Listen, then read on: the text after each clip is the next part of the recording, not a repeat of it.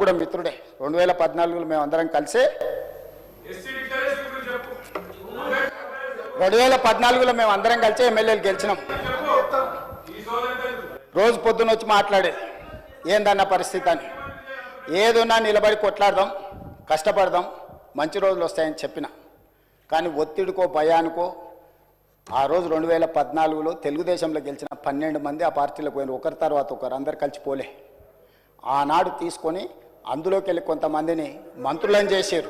పక్క పార్టీలకు గెలిచిన వాళ్ళను పక్క పార్టీ నుంచి తీసుకొని మంత్రులను చేసి ఈనాడు వాళ్ళే ఇక్కడికి వచ్చి పెద్ద పెద్ద స్లోగన్లు ఇస్తున్నారు. అధ్యక్ష, ఎవరైతే పార్టీ ఫిరాయించిండ్రో, ఎవరినైతే ఎథిక్స్ కమిటీలో మెంబర్గా వేసినామో ఆనాడు వాళ్ళే ఈరోజు పార్టీ ఫిరాయింపుల గురించి ఈరోజు గొప్ప గొప్పగా స్లోగన్లు ఇస్తున్నారు. అధ్యక్ష, నవ్విపోదురు కాక నాకేకి సిగ్గు అని వెనకటికి సామెత చెప్పారు.